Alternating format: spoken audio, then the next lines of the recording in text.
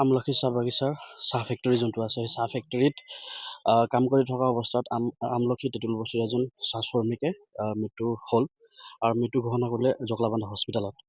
এটা কাম কৰি থকা অৱস্থাত তেখেতে মৃত্যু হৈছে, কিন্তু এতিয়া কেনেকৈ মৃত্যু হ'ল বিভিন্নজনৰ বিভিন্ন মতামত আগবঢ়াইছে।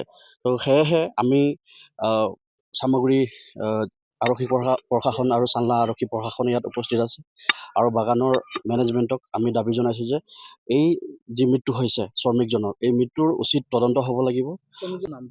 তেখেতৰ নাম জৱাহৰলাল মুণ্ডা, 50 বছৰৰ ঊৰ্ধৰ হ'ব তেখেতৰ বয়স। তেখেতে সুস্থ শৰীৰে কাম কৰি আছিলে। যদি তেখেতে সুস্থ নাছিলে তেন্তে বাগান পৰিচালকৰ এইটো কৰ্তব্য আছিল যে তেখেতক নিয়োজিত কৰাৰ আগত তেখেতৰ হেল্থ চেকআপ কৰিব লাগিছিলে। তেখেতে হেল্থ চেকআপ যদি ভালকৈ হৈছিলে তেন্তে হেল্থৰ কাৰণে ইছ্যু নাথাকিব পাৰে। যদি ফেক্টৰী ইছ্যুৰ কাৰণে তেখেতৰ মৃত্যু হৈছে, তো ইয়াৰ সম্পূৰ্ণ দায়িত্ব মেনেজমেণ্টে ল'ব লাগিব। এইটো আমাৰ অঞ্চলটোৰ ছাত্ৰ সন্থাৰ তৰফৰ পৰা দাবী।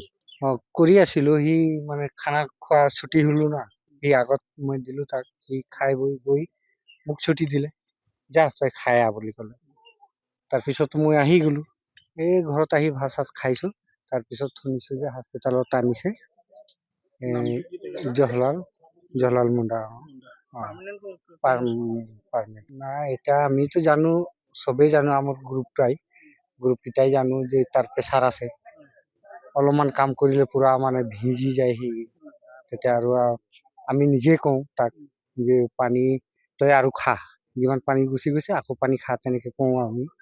ভয় লাগে আমাকো চাই, ইমান পানী যদি গাছৰ পৰা গুচি গৈ তো মানে অলপ ভয় লাগে, প্ৰেছাৰটো বাঢ়িও যাব পাৰে, তেনেকৈ কওঁ। আৰু আজিও কৈছোঁ ৰাতিপুৱা 6টা বজা যে পানী অলপ তই বেছিকৈ খাবি, ইমান কাম কৰোঁতে পানী ওলাই যায় বুলি ক'লোঁ।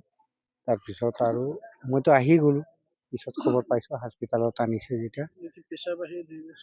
আমিতো জানো প্ৰেছাৰেই মানে তাক ধৰি ল'লে নেকি, এতিয়াতো লগত নাই, আমিতো আহি গ'লোঁ না। তাৰ পিছৰ ঘটনা হয় এইটো আমি ক'বও নোৱাৰোঁ এতিয়া।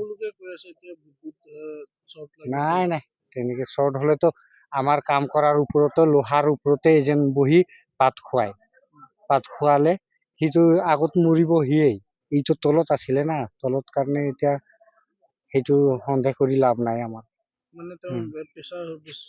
প্ৰেছাৰৰ কাৰণে পানী মানে খুব যায়, প্ৰেছাৰৰ কাম কৰোঁতে গৰমো বেছি আছিলে, সেই তেনেকৈ কথা আৰু।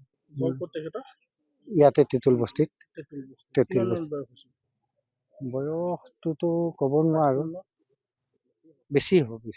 আজি আমলখি চাহ বাগিচাত অনুমানিক 2টামান বজাত কলঘৰৰ CTC মেচিনত কাম কৰি থকা আমাৰ পাৰ্মানেণ্ট ৱৰ্কাৰ জৱাহৰলাল মুণ্ডা ব্যক্তিজন যি মেচিনত কাম কৰি আছিল, সেই মেচিনত তেওঁৰ মৃত্যু হৈছিলে।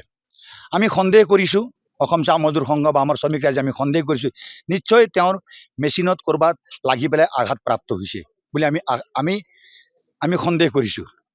আৰু এতিয়া আমাৰ চাহ মজদুৰ সংঘ, আমাৰ আমলখি চাহ শ্ৰমিক ৰাইজৰ দাবী, আমাৰ ছাত্ৰ সন্থাৰ দাবী যে আমাৰ ইয়াৰ নীতি নিয়মৰ কৰণীয় কৰ্মখিনি মেনেজমেণ্টে কৰিব লাগিব আৰু তেওঁক উচিত ক্ষতিপূৰণ দিয়াৰ ব্যৱস্থা কৰিব লাগিব।